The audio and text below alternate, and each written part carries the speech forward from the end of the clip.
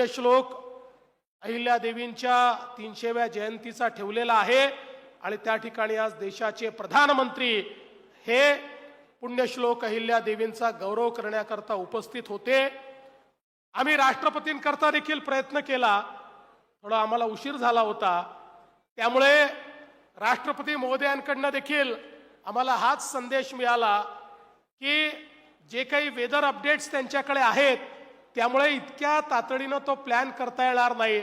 आणि त्यांनी आम्हाला सांगितलं, उलट मला तर त्यांचे सचिव असं म्हणाले की आमच्या राष्ट्रपती महोदयांना फार आवडेल, त्यामुळे तुम्ही इतक्या घाईने तर हा करता येणार नाही, कारण राष्ट्रपतींच्या कार्यक्रमाकरता खूप अनेक गोष्टी कराव्या लागतात, पण एक स्वतंत्रपणे जर तुम्ही आम्हाला कार्यक्रमाला बोलवलं तर निश्चितपणे आम्ही त्या कार्यक्रमाला येऊ।